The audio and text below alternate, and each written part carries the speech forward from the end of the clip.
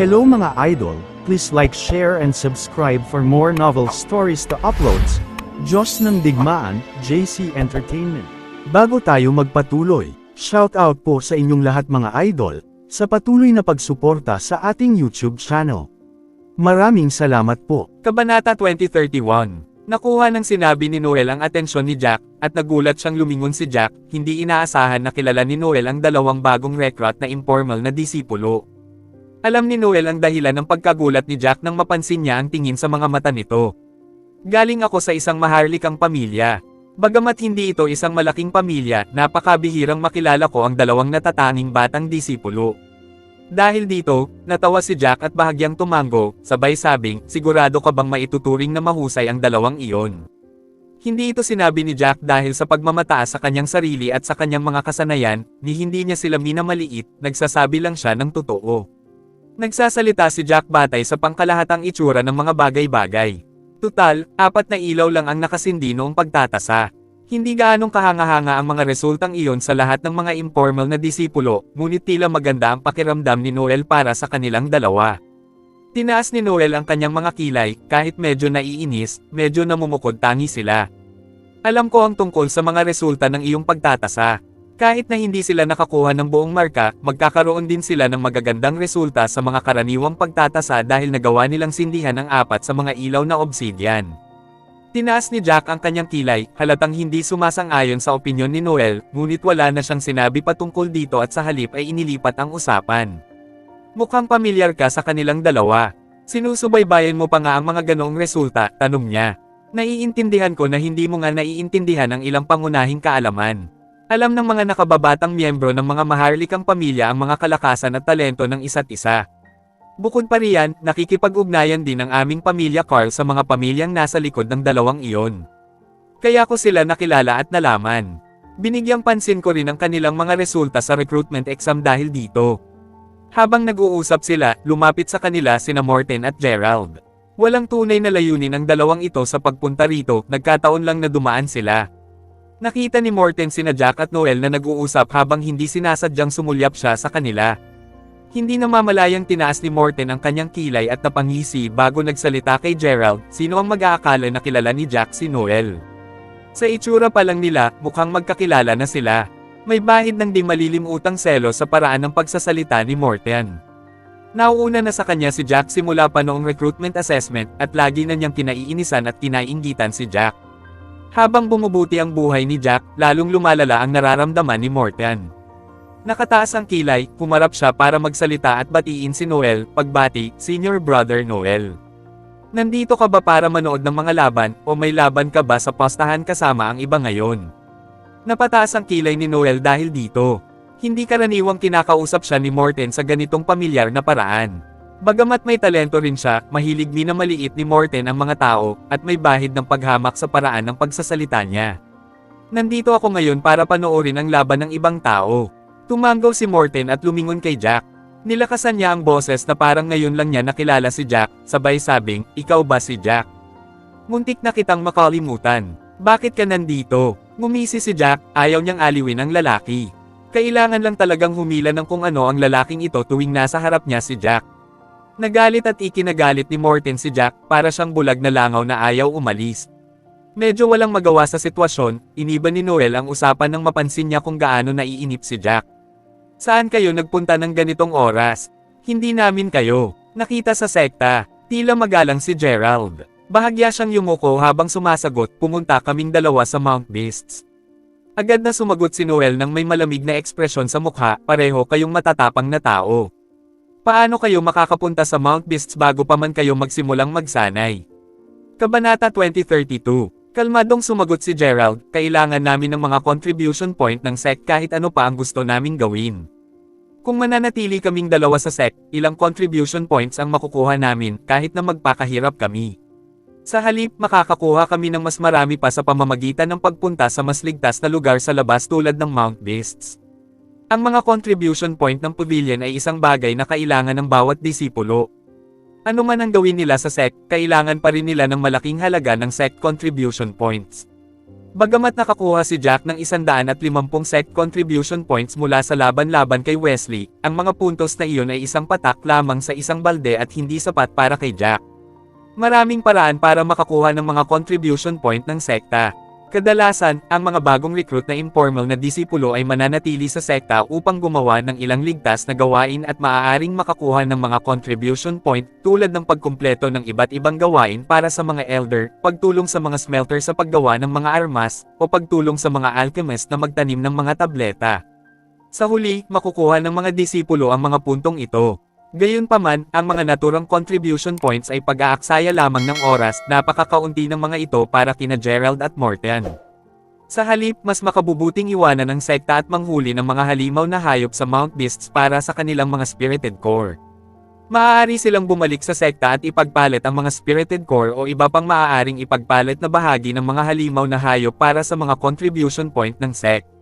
Mula sa masasayang ngiti sa mga mukha ni na Gerald at Morten, tila nagkaroon sila ng mabungang paglalakbay. Tinaas ni Noel ang kanyang kilay at nagtanong, mukhang pareho kayong naging mabunga ang paglalakbay. Ilang contribution points ang nakuha ninyo? Sumagot si Morten, bagamat hindi maitago ang ngiting sumilay sa kanyang mukha, nakakuha tayo ng kabuoang 280 puntos sa loob ng 2 araw na ito, ngunit ang bawat isa sa atin ay nakakuha lamang ng average na 140 puntos ng kontribusyon. Nagbago ang ekspresyon ng mukha ni Noel nang marinig niya ang bilang. Bagamat hindi kalakihan ang 280 contribution points para kay Noel noong sandaling iyon, napakalaki nito para sa mga bagong recruit na informal disciples na kakasali lang sa sekta. Ang kanilang kakayahang makakuha ng 280 contribution points sa loob ng 12 araw ay nagpatunay na sina Morten at Gerald ay mas malakas kaysa sa karamihan ng mga bagong recruit na informal disciples. Mukhang bihasa kayong dalawa, hindi napigilan ni Noel ang pagpuri. Base sa pagkakaalam ko, ang kabuoang halaga ng contribution points na nakuha ng 10 sa mga bagong recruit na informal disciples ay hindi kasing laki ng sa inyong dalawa. Mayabang na itinaas ni Morten ang kanyang baba. Paano tayo magiging katulad ng mga oportunistang iyon? Para kina Morten at Gerald, hindi nila inilagay ang kanilang mga sarili sa parehong posisyon tulad ng iba pang mga bagong recruit na informal disciples, kahit na sumali sila sa Dul Sovereign Pavilion sa pamamagitan ng recruitment assessment na ito. Kung tutuusin, higit pa sa kaya nilang pumasa sa karaniwang recruitment assessment para sa mga informal disciples. Ito ang dahilan kung bakit tinawag ni Morten ang iba pang mga bagong recruit na informal na disipulo bilang mga oportunista. Siya at ang iba pang mga disipulo ay nagkakaisang sumang-ayon na ang mga taong ito ay hindi kailanman magkakaroon ng pagkakataong sumali sa Dul Sovereign Pavilion kung walang alitan sa pagitan ng dalawang sekta na may posibilidad ng isang kakilakilabot na digmaan. Mula sa reaksyon ni Morten, hindi mahirap makita kung gaano siya ka-arrogant. Hindi namamalayang napataas ang kilay ni Jack nang marinig ang sinabi ni Morten, ngunit nanatiling kalmado ang kanyang mukha at hindi siya umiwas ng tingin kina Morten at Gerald. Ang nais itanong ni Noel ng sandaling iyon ay kung paano nagsanib puwersa sina Morten at Gerald. Tutal, halos lahat ng nakakakilala sa dalawang ito ay alam ang tungkol sa kanilang magulo na relasyon. Ang dalawang ito ay palaging parang tubig at apoy kung saan walang sino man sa kanila ang mukhang masaya tuwing nagkikita sila. Isang kamanghamanghang katotohanan para sa iba, ang malaman na sila ay magkasamang nangangaso upang pumatay ng mga halimaw. Gayunpaman, matalino si Noel para pigilin ang sarili. Tutal, mahihirapan silang tatlo kung tatanungin niya sina Morten at Gerald tungkol dito. Kabanata 2033. Ito ang dahilan kung bakit nagpasya si Noel na huwag nang magtanong. Sa katunayan, dapat ay aalis na sina Morten at Gerald dahil tapos na ang kanilang pag-uusap at hindi pa sila gaanong magkakilala. Bigla na lang umakto si Morten na parang kilalang kilala niya si Noel at muling nakipag-usap. Ang Mount Beasts talaga ang pinakamalawak na bundok sa West Cersei Island. Bagamat ang outer ring lang ng peripheral area ang kaya naming puntahan, marami pa rin kaming naharap na panganib. Mabuti na lang at sapat ang aming lakas at napagtagumpayan namin ang lahat, gaano man ito kadelikado. Tumanggaw si Noel at pinuri lang siya. Sa totoo lang, gusto niyang maging prangka kay Morten, gusto niyang sabihin na ayaw niyang makinig sa mga kalokohan niya. Hindi na kailangang sabihin ni na Morten at Gerald kung gaano kadelikado ang Mount Beasts, ilang beses na ring napuntahan ni Noel ang lugar na iyon. Nakinig si Jack ng may matinding interes habang inaayos niya ang mga susunod niyang hakbang. Gayunpaman, biglang binago ni Morten ang paksa ng usapan habang nakikinig si Jack sa kanilang usapan. Junior Brother Jack, anong ginagawa mo rito? Hindi napigilan ni Jack ang pagkunot ng noo sa kung paano ibinaba ni Morten ang kanyang seniority sa pamamagitan ng pagtawag sa kanya bilang junior brother. Hindi alam ni Jack ang tungkol sa mga patakaran ng ibang sekta, ngunit ang mga patakaran ng Dul Sovereign Pavilion ay ang mas malakas na grupo ay tatawaging senior brother, at ang mas mahinang grupo ay magiging junior brother. Hindi nila napagpasyahan ang kanilang seniority batay sa kanilang mga edad. Walang doubt ang mas malakas ang kanyang lakas kaysa kay Morten, ngunit sadyang tinawag siya ni Morten bilang kanyang nakababatang kapatid. Gayunpaman, si Jack ay hindi miyembro ng kontinente ng Hestia, kaya hindi niya ito ikinabahala. Gayunpaman, binigyan niya si Morten ng malamig na tingin. Nandito ako para panoorin ang iba pang labanan. Umangat ang sulok ng bibig ni Morten habang naglalakad palapit kay Jack. Nabalitaan kong nakipagpustahan ka kay senior brother Wesley. Aaminin kong matapang ka talaga. Kami, mga miyembro ng maharlikang pamilya, ay naiintindihan ang lakas ni senior brother Wesley. Nandito ka ba para makita kung gaano kalakas si senior brother Wesley sa pamamagitan ng pagmamasid sa iba na nakikipaglaban? Tumawa ng mahina si Jack at medyo nalito.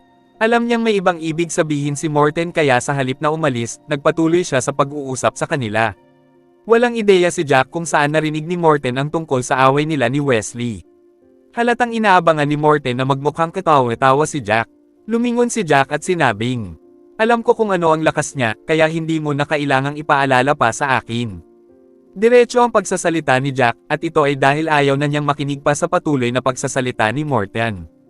Masyadong pinahahalagahan ni Morten ang kanyang dignidad, ngunit prangka naman ang pagsasalita ni Jack gayong napakaraming informal na disipulo sa paligid nila. Paano niya mapapanatili ang kanyang reputasyon ng ganoon? Galit na galit si Morten kaya't bahagyang namutla ang kanyang mukha. Instinktong naikuyong ng kanyang kanang kamay ang kanyang kamao. Sinadya niyang itinaas ang kanyang boses habang nagsasalita, "Sigurado ka bang naiintindihan mo ang lakas ni senior brother Wesley? Ano ang alam mo? Tigilan mo na ang pagpapanggap na isang master sa harap namin. Kahit na nauna ka sa akin noong entrance assessment, huwag mong isipin na palagi mo akong mauuna. Hayaan mong sabihin ko sa iyo, mauuna ako sa iyo gamit ang aking mga talento at sapat na sect contribution points." Iniisip ko kung saan mo nakuha ang lakas ng loob mo para hamanin si senior brother Wesley. Kaya kanyang talunin gamit lang ang isang daliri niya. Tingnan natin kung gaano ka magiging mayabang pagkatapos niyan. Agad na nakakuha ng atensyon ng marami sa paligid ang sinabi ni Morten. Sa katunayan, nagtataka si Morten kung bakit napakaraming tao ang nagtipon sa arena ng labanan ng taya ngayon. Mayroon bang mga mahahalagang individual na makikipaglaban sa taya? Kahit ano pa man iyon, gusto niyang mabawi ang kanyang reputasyon. Bagamat nakaupo si Jack sa isang medyo liblib na lugar, sinadya ni Morten na itaas ang kanyang boses, at narinig ng malinaw ng mga nakapalibot na tao ang kanyang sinabi. Halos 50 hanggang 60 katao ang lumingon at tumingin kay Morten na parang isang tanga. Bago tayo magpatuloy, shout out po sa inyong lahat mga idol, sa patuloy na pagsuporta sa ating YouTube channel. Maraming salamat po. Kabanata 2034. Ang ilan sa mga manunood ay nagsimulang magbulungan ng mahina sa isa't isa. Sino ang taong ito? Saan siya nanggaling? Baliw ba siya? Sino ang nakakaalam? Mukhang may isa o dalawang problema sila kay Jack. Mukhang nasa unang yugto pa lang sila ng likas na antas. Siguradong baliw sila. Walang ideya si Morten kung ano ang nangyayari nang makita niya kung paano siya tinititigan ng mga taong ito. May mali ba sa sinabi niya? Bakit nakatingin sa kanya ang lahat na parang isa siyang payaso?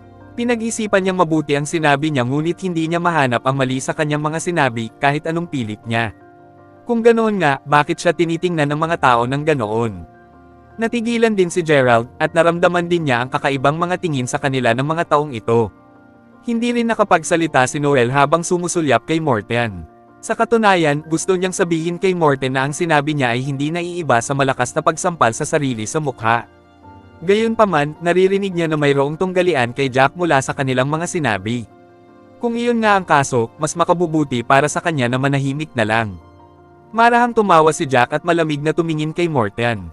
Bagamat bihira siyang mag-aksaya ng oras sa pakikipag-usap sa iba, lubos siyang nandidiri sa kung paano palaging nagdudulot ng gulo si Morten sa kanya.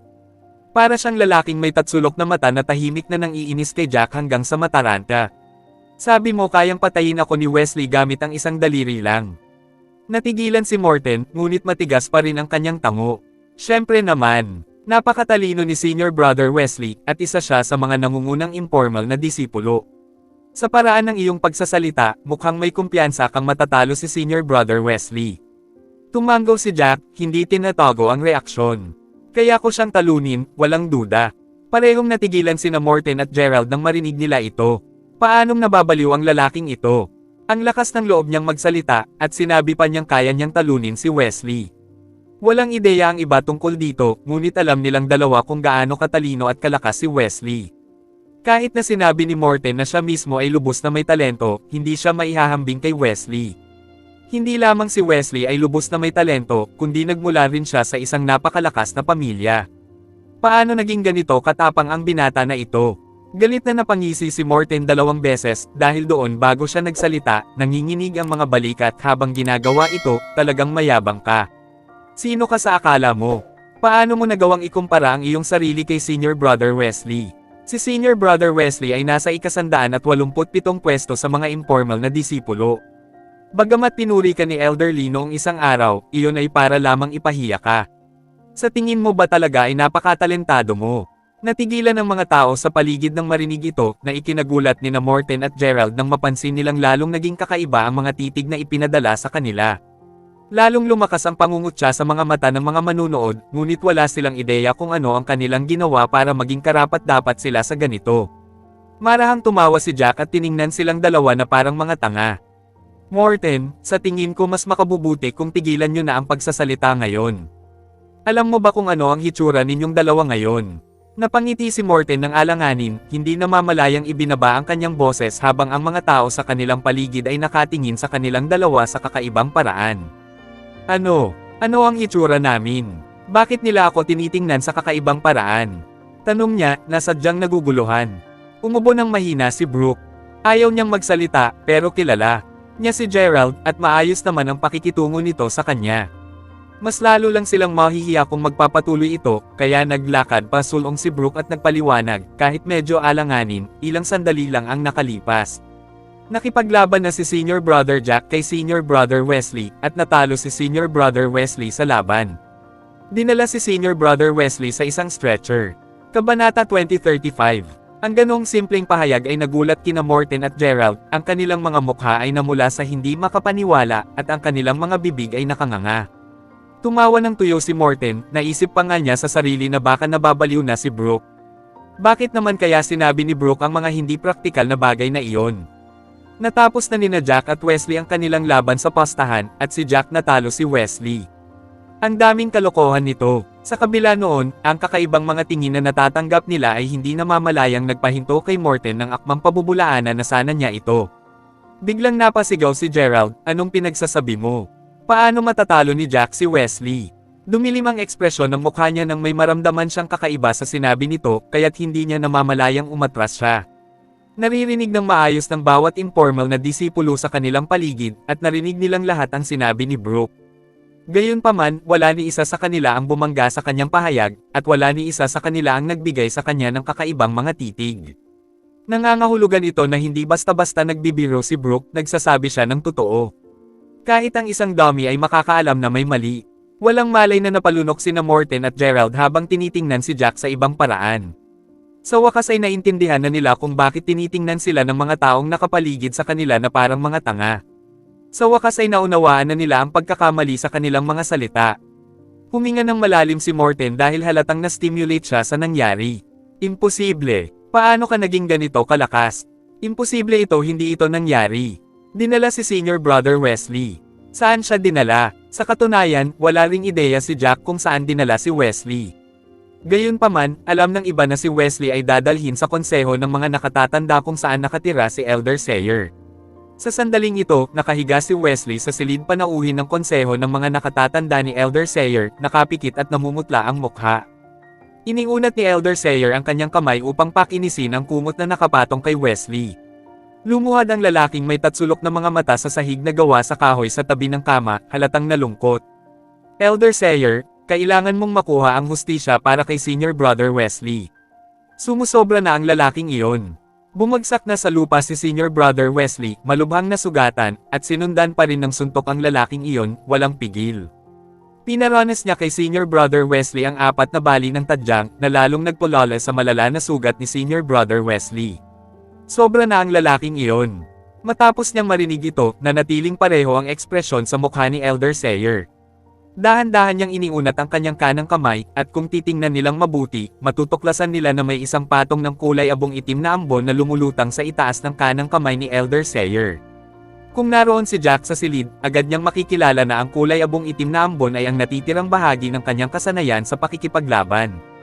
Matapos isagawa ni na Jack at Wesley ang huling pag-atake, ang 7 Stars Meteor Cloud ni Wesley ay walang kapantay sa Destroying the Void.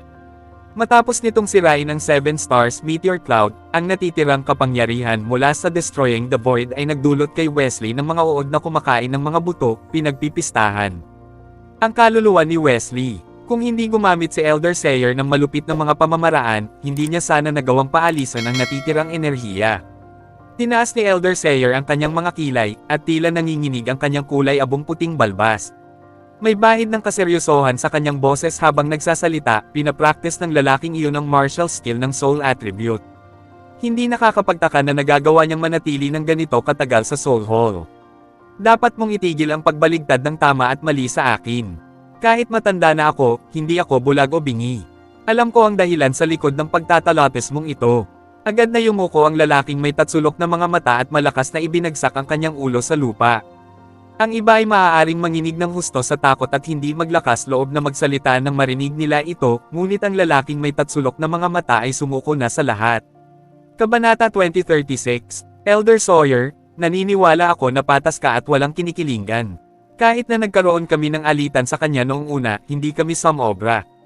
Kahit na nagdamdam ang lalaking iyon, dapat sana'y isinaalang-alang niya ang suporta mo kay Senior Brother Wesley at pinigilan ang sarili na magsagawa ng ganoong karahasang pag-atake. Ang martial skills ng Soul Attribute ay nagdudulot ng matinding sugat sa mga tao. Walang pakialam ang lalaking iyon sa kahit ano at direktang nasugatan ng malubha si Senior Brother Wesley. Madaling gumaling ang mga sugat niya sa katawan pero hindi ang mga sugat sa kaluluwa niya sa loob ng maikling panahon. May bahid ng galit na sumilay sa mga mata ni Elder Sawyer habang bahagyang pinipikit niya ang mga ito. Gayunpaman, agad na nawala ang galit. Hindi lamang malakas ang lalaking ito, kundi mainitin din ang ulo. Bilang isang elder ng sekta, hindi ako basta-basta makakagawa ng aksyon laban sa mga disipulo. Gayunpaman, kung hahayaan kong lumaki ang taong ito ng kusa, malapit na niya akong malampasan balang araw. Mabilis na nakisabay sa usapan ng lalaking may tatsulok na mga mata nang marinig niya ito. Tama, Elder Sayer, talagang arrogant ang lalaking ito. Hindi lang iyon, sa tingin ko ay mayabang din siya at matigas ang ulo. Mukhang mapaghiganti siyang tao. Kahit na labis niyang nasaktan si Senior Brother Wesley, sa palagay ko ay makikipagkasundo pa rin siya sa hinaharap. Elder, ano sa palagay mo ang dapat nating gawin sa hinaharap? Ang dating kalmadong mukha ni Elder Sayer ay lalong dumilim. Malamig siyang yumuko. Hindi mo na kailangang udyukan pa ako dahil alam ko na ang gagawin. Ituring mo itong aral para kay Wesley. Palagi niyang ginagawa ang mga bagay ayon sa kanyang kagustuhan at inaapi ang iba dahil lang sa tingin niya ay napakatalino niya. May katuturan ang sinabi mo tungkol sa lalaking iyon na naghahangad ng paghihiganti sa hinaharap. Gayunpaman, kailangan mong maunawaan na ang binata ay itinuturing na isa sa mga nangungunang disipulo sa sekta kung isasaalang-alang ang kanyang mga talento at lakas. Tiyak na magdurusa tayo sa isang malaking pagkatalo kung kakalabanin lang natin siya. Kailangan nating humanap ng pagkakataon para tuluyan siyang matamba. Natuwa ang lalaking may tatsulok na mga mata nang marinig niya ito. Susundin ko ang mga utos mo. Tinaasan ni Elder Sayer ang kanyang kilay. Sige, alam ko ang iniisip mo at nag-aalala ka na baka ilabas ni Jack ang sama ng loob niya sa iyo. Hindi mo kailangang mag-alala tungkol dyan. Kung nandito ako, hindi siya maglalakas loob na gumawa ng kahit ano sa iyo. Gayunpaman, may limitasyon ito sa oras. Kung hahayaan natin si Jack na lumago, tiyak na babantaan kanya at maging ako. Hindi natin maaaring hayaang patuloy na umunlad ang isang taong may sama ng loob sa pamilyang Sayer. Buong lakas na tumango ang lalaking may tatsulok na mga mata. Magpapatuloy na sana siya sa pagsasalita nang bigla nilang marinig ang mabilis na pagtunog ng mga kampana. Clang! Clang! Clang! Ang mga kampana ay napakalakas na naririnig sa bawat sulok ng Dul Sovereign Pavilion. Ang mabilis na tunog ng mga kampana ay naging dahilan upang silang dalawa na nasa silid ay matigilan. Tinaas ni Elder Sayer ang kanyang kilay at tumingin sa labas ng bintana. Ang kanyang mga mata, puno ng mga karanasan, ay bahagyang natigilan. Akala ko mangyayari ito pagkalipas ng ilang panahon. Sino ang mag-aakala na magsisimula na sila ng labanan ngayon? Ang mga taong iyon mula sa Muddled Origin Clan ay talagang walang pasensya. Hindi alam ng lalaking may tatsulok na mga mata ang nangyayari. Tiningnan siya ni Elder Sayer at ipinaliwanag ang lahat na parang isang responsableng guro kahit na bihira siyang makipag-usap sa mga informal na disipulo na walang talento. Ito lang ang kampana sa Dul Sovereign Pavilion at hindi ito tutunog maliban kung may mahalagang nangyari. Ngayong tumunog na ang kampana, nangangahulugan ito na nagaganap na ang malaking labanan sa pagitan ng mga sekta. Isang malaking labanan sa sandaling ito ang natural na naging alitan nila sa Muddled Origin Clan. Napaangat ang sulok ng bibig ni Elder Sayer. Isa itong magandang pagkakataon at dapat mo itong pahalagahan. Natural na narinig ni Jack ang mabilis na tunog ng mga kampana. Wala siya sa wager battle arena ng mga sandaling iyon. Sa halip pumunta siya sa Soul Hall kasama si Noel at ang iba pa. Si Jack ay itinuturing na isa sa mga kampana ni Noel. Mga kaibigan ng sandaling iyon. Maaaring hindi maintindihan ng iba ang ibig sabihin ng mabilis na pagtunog ng mga kampana ngunit naiintindihan iyon ni Noel. Nagdilim ang ekspresyon ni Jack matapos niyang makinig sa maikling paliwanag ni Noel. Sa mismong sandaling iyon, nakagawa na siya ng mga bagong plano. Sumunod si Brooke sa kanilang dalawa na parang tuta at nasa Soul Hall din siya. Si Noel ay naka-duty ng hapong iyon. Tahimik at walang tao sa Soul Hall dahil walang bumibisita sa lugar tuwing normal na oras. Naupo sila sa paligid ng mahabang mesa at ang runner disciple ng Soul Hall, si Zane, ay naghanda ng isang thermos ng tsaa para sa kanila. Bago tayo magpatuloy, shout out po sa inyong lahat mga idol, sa patuloy na pagsuporta sa ating YouTube channel. Maraming salamat po. Kabanata 2037. Umapaw ang amoy ng mabangong tsaa sa espasyo ngunit malinaw na hindi nila pinansin kung gaano kasarap ang amoy ng tsaa. Walang magawang nagsalita si Noel, sa huli, makikipagdigma pa rin tayo. Paano nangyari ito ng ganito kabilis? Senior Brother Jackie, plano mo bang sumali sa digmaan? Maaari kang makakuha ng malaking bilang ng mga contribution points kung makakapatay ka ng ilang tao sa labanan. Marami sa mga naroon ang sabay na tumingin kay Jack nang marinig nila ang sinabi ni Noel. Umiling si Jack nang may pag-aalinlangan. Totoo na makakatanggap ako ng malaking halaga ng mga contribution points kung tatanggapin ko ang gawaing ito at aalis sa sekta para patayin ang mga kalaban. Gayunpaman, ang aking lakas sa sandaling ito ay hindi makakasiguro sa aking kaligtasan. Totoo na gusto ng mga miyembro ng Muddled Origin Clan na patayin ang mga tao mula sa aming sekta, ngunit ang mga tao mula sa aming sekta ay naghahangad din ng aking kamatayan. Agad na tumahimik ang mga tao sa paligid niya nang marinig nila ang sinabi ni Jack. Natukoy nila ang nakatagong kahulugan sa likod ng sinabi ni Jack. Bagamat mas matalino si Jack kaysa sa marami pang iba, marami rin siyang naging kaaway. Maraming tao ang kikilos laban kay Jack dahil sa inggit. Tiyak na hindi siya papayagan ni Wesley at ng iba pa na patuloy na lumakas. Tumanggaw si Noel at sinabing, kung ganoon, plano mo bang manatili sa sekta at magsanay ng ilang panahon bago ka umalis para patayin ang mga kalaban? Bamantong hininga si Jack nang walang magawa.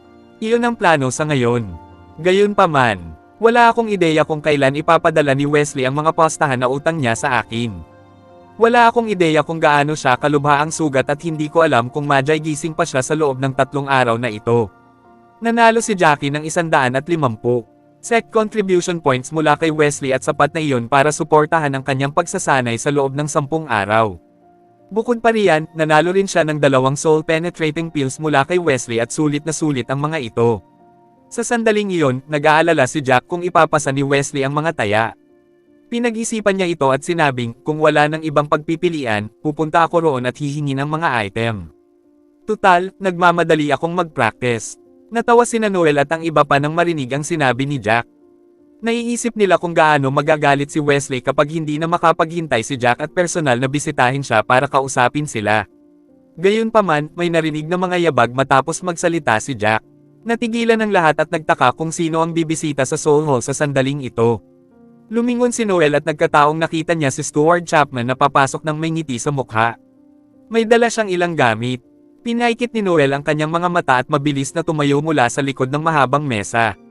May mabait na ngiti si Stuart Chapman ngunit hindi siya mukhang madaling pakisamahan dahil mayroon siyang ilong na parang agila at malafox na mga mata. Tumanggaw si Stuart Chapman kay Noel at lumingon para tingnan si Jack nang walang sinasabi. Dumating siya sa mahabang mesa at dahan-dahang inilagay ang tray sa mahabang mesa. Pinaponte sa akin ni Elder Sayer ang mga taya. Napataas ang kilay ni Jack habang sinusuri niya si Stuart Chapman. May 2 kahon sa tray. Casual niyang kinuha ang isa sa mga kahon at nang buksan niya ang kahon, bumungad dito ang itim na tableta sa harap ng lahat ng naroon. Ang tableta ay may maraming komplikadong rune na nakaukit na kung titignan mo ito ng isang beses ay sapat na para mabiglaan. Kaluluwa ng isang tao. Ang tableta ay mayroon ding kakaibang amoy na ang pag-amoy nito ay agad na nagpapaginhawa at nagpapakalma sa kanila. Ito ba ang Pildores na tumatagos sa kaluluwa? Tanong ni Jack. Tumanggaw si Stuart Chapman at iniunat ang kanyang kamay. Kalmado siyang nagsalita, pakibigay mo sa akin ang iyong identity token. Mayroong 150 SEC contribution points para sa iyo. Tumanggaw si Jack at kinuha ang kanyang identity token mula sa kanyang storage space bago ito ibinigay kay Stuart Chapman. Kabanata 2038. Naglabas si Stuart Chapman ng isang kumikinang na pulang identity token. Ang laki at materyales ay malinaw na mas maganda kaysa sa identity token ng disipulo. Ang pangalang Maynard Sayer ay nakasulat sa identity card at kahit hindi kilala ni Jack si Maynard, nahulaan niya na ito ang identity token ni Elder Sayer. Pagkatapos ay kumuha si Stuart Chapman ng isang dilaw na papel na may nakasulat na maraming rune at inilagay ito sa harap ni Jack. Kailangan kumpirmahan mo itong papel ng paglilipat ng pagmamay-ari. Sumulyap si Jack kay Noel ngunit wala siyang napansing kakaiba sa ekspresyon nito kaya pinirmahan niya ang papel na agad na nagliyab pagkataas niya ng panulat. Medyo natigilan siya dahil dito. May mga patakaran sa mga asosasyon ng angkan. Hindi maaaring ilipat ang mga contribution point sa isa't isa ng kusang loob. Kung kailangan mong ilipat ang mga contribution point, kailangan mong pirmahan ang transfer paper. Pagkatapos lamang mapirmahan ang transfer paper saka maaaring ilipat ang mga point sa iyong identity token, walang emosyong paliwanag ni Stuart Chapman. Pagkatapos ng paliwanag, bahagyang nagliwanag ang identity token ni Jack. Bahagyang hinugasan ito ni Jack at gaya ng inaasahan, ang dati niyang 0 contribution points ay tumaas sa 150 puntos. Yumuko ng bahagya si Stuart Chapman, tumalikod, at umalis dala ang tray ng walang sinasabi. Ginawa niya ang lahat ng iyon para manatili ka sa iyong pwesto at bilang babala. Mukhang talagang pinuprotektahan ni Elder Sayer si Wesley, sabi ni Noel nang sigurado siyang wala sa lugar si Stuart Chapman. Walang pakialam na tinaas ni Jack ang kanyang kilay. Natatakot akong higit pa roon. Nagbago ang ekspresyon ng mukha ni Noel. Anong ibig mong sabihin? Ano pa ba ang gusto niyang sabihin? Umiling si Jack at sa mahinahong boses ay sinabing, tagal lamang ang makapagsasabi. Isang bagay ang sigurado, gusto niya akong turuan ng leksyon. Ayaw ni Jack na masyadong masangkot sa paksang ito. Kinuha niya ang Pildores na tumatagos sa kaluluwa mula sa kahon na gawa sa kahoy, bahagyang inamoy ito, at agad na naramdaman ang panginginig ng kanyang kaluluwa. Talagang maganda iyon. Tiwala siyang mabilis siyang makakausad sa kanyang pagsasanay ngayong mayroon na siyang 2 Pildores. Medyo nalilito ang mukha ni Noel. Halatang may sasabihin siya pero wala sa mood si Jack na marinig iyon. Sa wakas ay makakapag-training na ulit ako sa Array Idor, sabi ni Jack. Hindi mapigil ang gumalaw ang mga labi ni Noel. Naisip niyang may mali talaga sa ulo ni Jack. Tila hindi natitinag si Jack sa lahat ng krisis at hindi niya alam kung ano pa ang sasabihin dito. 150 puntos ang magbibigay sa iyo ng 15 araw. Sigurado akong mararating mo ang isang bagong taas pagkatapos mong lumabas mula sa Array Idor. Umiling si Jack at itinoon ang tingin sa kinaroroonan ng Array Idor. Maaari mong i-deactivate ang array sa pagtatapos ng 14 na araw. 14 na araw mo lang babalak mag-training. Medyo natigilan si Noel. Iba ito sa nakagawiyang ugali ni Jack. Karaniwan, gagastusin niya ang lahat sa Array Idor at wala sa mga leksyon o teknik. Kabanata 2039. Tumanggaw si Jack at sinabing, oo, 14 na araw. Plano kong gamitin ang natitirang 10 contribution points sa ibang mga bagay. Nasanay na si Jack sa malagkit na dilim at gaya ng dati, hindi niya hinayaan si Noel na umabot sa level 5. Difficulty. Tiwala siyang makakapagsanay siya ng wala pang level 5 difficulty pero sa totoo lang, medyo mahihirapan siya. Pagkatapos ng nakaraang pagsasanay, naunawaan ni Jack ang isang bagay, ang mas malakas na estimulasyon ay hindi garantiya ng mas mabilis na pag-unlad sa kanyang pagsasanay. Dapat niyang panatilihin ang balanse sa pamamagitan ng pagtiyak na ang shockwave ay hindi masyadong malakas o masyadong mahina at ang level 4 difficulty ay tama sa tamang lugar. Matapos ma-activate ang array, agad na naramdaman ni Jack ang pamilyar na estimulasyon ng damhin siya ng soul shockwave. Kaya, nagsimula na ang kanyang pagsasanay. Sa pagkakataong ito, balak niyang paikliin ang Fourth Soul Sword. Lumipas ang mga segundo at habang mas nagsasanay siya, mas nagiging mahirap ang pagsasanay. Pagkatapos ng 4 na araw, 2 lamang ng pang-4 na Soul Sword ang nagawa niyang paikliin. Sa normal na sitwasyon, ang 2 ay nangangahulugan na hindi nalalayo ang tagumpay ngunit ngayon ay natuklasan niya na naabot na niya ang kanyang limitasyon. Natuyo na ang kanyang spirit energy at hindi na niya kayang magpatuloy pa. Nagsimula siyang magpanik. Ang pagpapatibay ng Soul Sword ay dapat gawin ng sabay-sabay at kung hihinto siya sa kalagitnaan, masasayang lang ang lahat ng kanyang pinaghirapan noon. Hindi pa kasama rito ang mga contribution points na nagastos na niya. Nagsimulang mamuo ang mga butil ng malamig na pawis sa kanyang noo.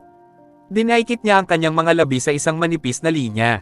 Bagamat mayroon siyang karanasang iniwan ng kanyang senior, at walang duda na mas mainam ito kaysa sa personal na turuan ng isang elder, mayroong malaking agwat sa pagitan niya at ng spirit energy ng senior. Sa proseso ng pagpapalakas ng Soul Sword, hindi siya makakaranas ng maraming hadlang ngunit dahil sa hindi sapat na antas ng kanyang cultivation ngayon, ang kanyang spirit energy ay hindi sapat ang lakas. Dahil dito, hindi na niya natuloy ang kanyang ginagawa. Naging pangit ang ekspresyon ng mukha ni Jack nang maisip niya ang lahat ng nausayang na pagsisikap at mga numbag. Huminga siya ng malalim at basang-basa na siya ng pawis. Sa ika-5 araw, nanatiling pinaikli ang Soul Sword sa 2 katlo. Alam niyang tiyak na masasaktan niya ang kanyang espiritu kung mananatili siyang ganito. Mas lalo siyang nasasaktan na malaman na kahit matapos niyang saktan ang kanyang espiritu, hindi pa rin niya lubos na mapapalakas ang kanyang pang-4 na Soul Sword. Kaya niya at hindi niya tatanggapin ang katotohanang iyon. Inayos niya ang kanyang enerhiyang espiritu nang may pagsang-ayon at kumuha ng isang tableta mula sa binhi ng mastasa. Naglabas ang tableta ng saganang aura at walang pag-aalinlangan, isinubo niya ito sa kanyang bibig. Pagkarating pa lang ng tableta sa kanyang tiyan, agad na natunaw ang malakas na enerhiya ng espiritu sa kanyang katawan, at ang natuyong espiritu ay agad na nabasa, parang isang starfish na napadpad sa dalampasigan na itinapon pabalik sa dagat. Nang mapawi ang pagod, ang pakiramdam ng kawalan ng kakayahang mapanatili ay naglaho ng walang bakas. Ang ininom ni Jack ay natural na ang Pildores na tumatago sa kaluluwa na kanyang napanalunan. Ang pildong tumatago sa kaluluwa, bilang isang pildong iniuugnay sa kaluluwa, ay hindi lamang kayang ayusin ang espiritu kundi mapataas din nito ang enerhiya ng espiritu. Matapos inumin ni Jackie ang soul penetrating pill, tumaas ng husto ang kanyang spirit energy, sinamantala ni Jack ang oras para inumin ang soul penetrating pill. Kinuha lamang niya ito nang tuluyan ng matuyo ang kanyang espiritu. Ito ang may pinakamahusay na epekto, at kaya rin itong patatagin ang sarili niyang enerhiya ng espiritu.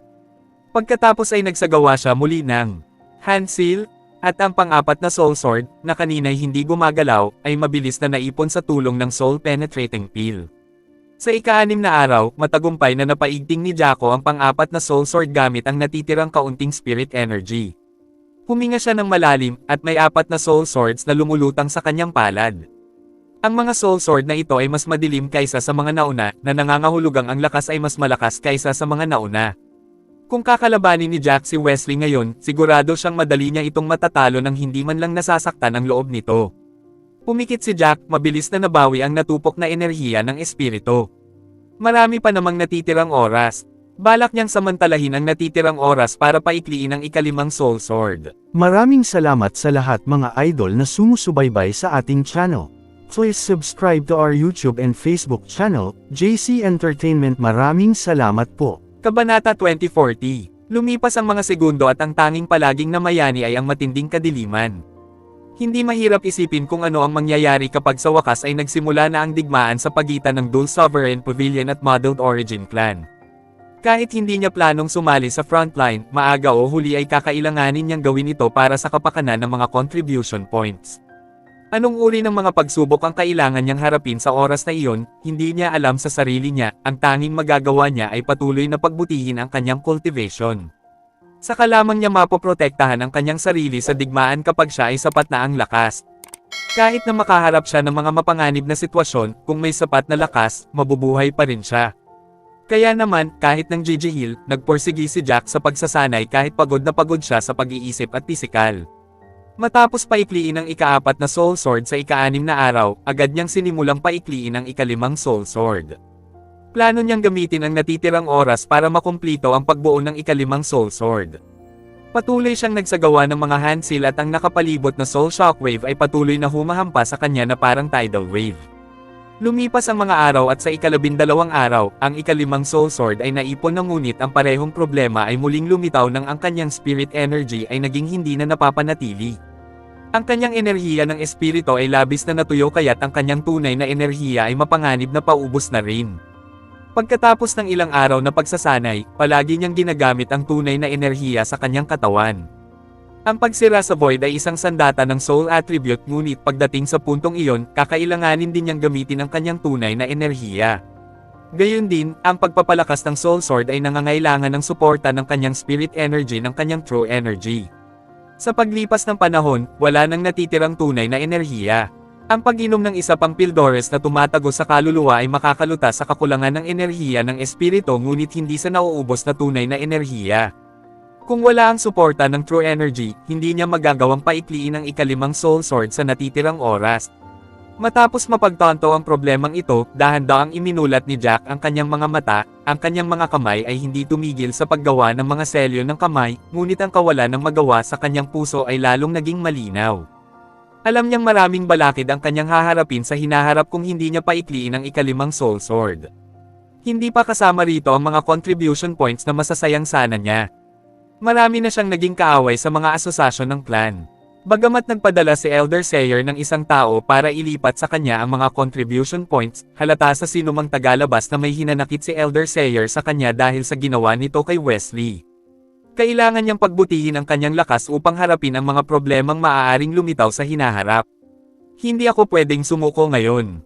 Nagngingit-ngit si Jack at sinabi sa sarili, ngunit hindi nito malulutas ang kanyang problema. 20% na lang ang natitira sa kanyang tunay na enerhiya at tinansya niyang mauubos ito ng tuluyan sa loob ng ilang oras.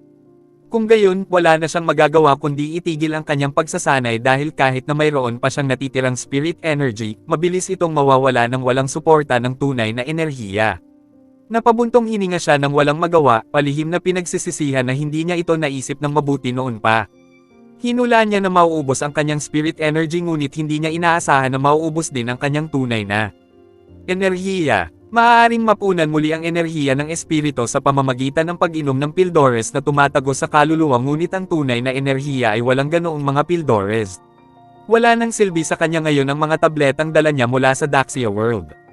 Tutal, ang kasalukuyan niyang cultivation base ay nalampasan na ang limitasyon ng pinakamataas na cultivation base sa Daxia World. Ang tanging mga Pildores na nakatulong sa kanya ngayon ay ang Pildores na tumatagos sa kaluluwa at ang Pildores na Senador Gen. Bigla siyang napaupo ng tuwid at nanlaki ang mga mata. Tama, nasa akin pa rin yung Senador Gen Pil na napanalunan ko sa talent test. Isa itong tier 5 na tableta at itinuturing na pinakamahusay sa tier na iyon. Nang panahong iyon, hindi siya nakinig ng mabuti sa mga epekto ng tableta ng Senador Gen. Nahulaan niya na malamang mapapabuti nito ang cultivation base na mas kapaki-pakinabang sa mga disipulo sa innate level. Humigop siya ng malalim at naisip, nako, mabuti na nga kaysa wala. Please subscribe and hit the notification bell for more novel stories. JC Entertainment.